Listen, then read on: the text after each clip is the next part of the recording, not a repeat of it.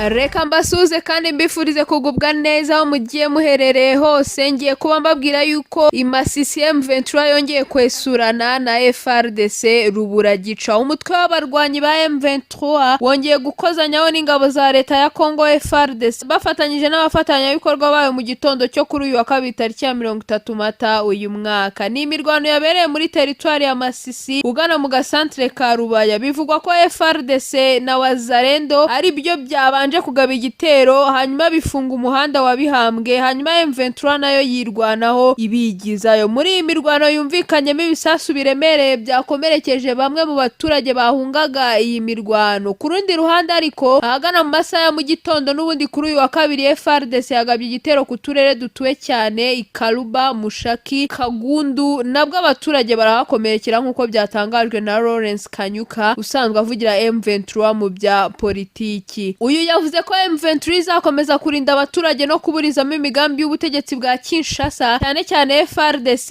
FDLR, mercenari, militia, ingabo z'u Burundi n'ingabo za SADC. Bertrand Bisimwa, umuyobozi wa M23 binyujije ku rukuta rwe rwa Twitter, yavuze ko muri iyo mirwano bafatiyemo intwaro zimwe, anagaragaza ko leta ya Kinshasa aho gushishikariza inzira y'ibiganiro ngo barangize intambara ahubwo ishishikajwe no kwica abaturage. Amakuru yacu reka tuyakomereza hano muri Kenya, aho ngiye kubabwira ko ibiza byahindishije umushyitsi guverinoma ya Kenya, hanyuma Ruto agatumiza inama y'igitaraganya. Perezida wa Kenya William Ruto yatumije inama idasanzwe yiga ku gukumira ibiza byibasiye iki gihugu muri iyi minsi. Ni inama y'umukuru w'igihugu yatumije kuri uyu wa kabiri tariki ya 30 Mata, aho biteganyijwe ko igaruka ku mihindagurikire y'ibihe byiganjemo imvura ikomeje guhitana ubuzima bwa benshi no guteza imyuzure n'inzara mu gihugu cya Kenya. Ni nyuma y'uko mu ijoro ryo ku cyumweru rishyira ejo hashize kuwa mbere imvura idasanzwe yaguye ikaritura urugomero mu ntara ya Nakuru igateza umwuzure wahitanye abagera kuri 45, abandi bakaburirwa irengero. Muri aka karere ka Afurika y'Uburasirazuba, Kenya iri mu bihugu byugarijwe cyane n'ibiza biturutse ku mvura, aho kugeza ubu habarurwa abasaga 170 babuze ubuzima, abandi amagana bakaba baravuye mu byabo ndetse n'abandi bakomeretse bakajyanwa mu bitaro. Ibikorwa remezo birimo imihanda, amavuriro n'imirima y'abaturage byagiye byangirika bikomeye ku buryo abaturage bavuga ko byabateye inzara batazapfa gukira mu gihe bataba babonye nkunganire ya leta. Leta iherutse gutangaza ko yongereye igihe cy'ikiruhuko ku banyeshuri kugeza igihe bazatangarizwa umunsi bazatangiriraho amasomo yabo. Aya makuru mashya yacu reka tuyasoreza hano muri Leta Zunze Ubumwe za Amerika, aho ngiye kubabwira yuko Leta Zunze Ubumwe za Amerika yaguze indege z'intambara 81 z'abasoviete ku madolari atageze ku bihumbi 20 kuri buri imwe.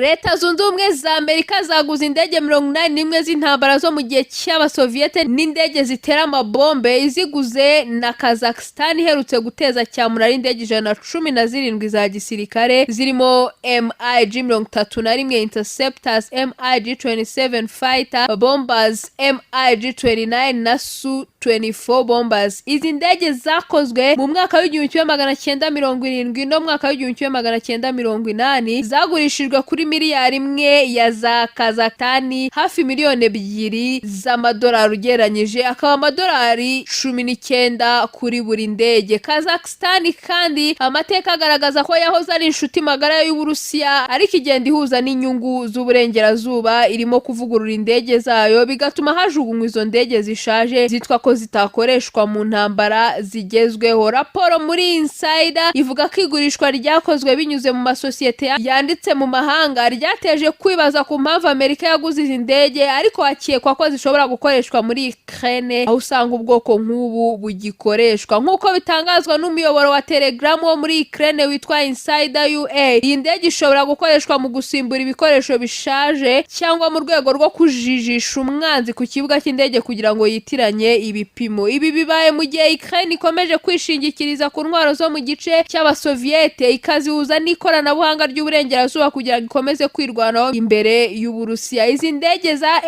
MiG-31 zigendera ku muvuduko udasanzwe zagize uruhare rukomeye mu gihe cy'intambara y'ubutita mu kurinda ikirere cy'abasoviete. MiG-27 ikomoka kuri MiG-23 yakoraga cyane mu bikorwa byo kugaba igitero ku butaka, kandi ikaba yarakoreshejwe cyane mu gihe cy'intambara y'abasoviete Soviete no muri Afghanistan. MiG-29 ikomeje gukora mu gisirikare cyinshi cyo mu kirere ku isi kubera ubushobozi bwayo mu mirwano yo mu kirere, kandi Su-24 ziracyakora mu bihugu bitandukanye birimo Uburusiya na Ukraine. Uku kugura gushimangira impinduka zikomeje kuba muri politiki yo muri Aziya yo hagati, ndetse no gushyira ku munzani kwa Kazakhstan hagati y'amateka yayo n'Uburusiya n'umubano ugenda wiyongera n'ibihugu by'iburengerazuba. Ngendije sinu wizeye Imana, mbashimiye uburyo mukomeje gukurikirana amakuru yacu mashya, mbibutsa gukora like, subscribe, share na comment kugira ngo mukomeze mugezwaho amakuru mashya ngenda mbagezaho.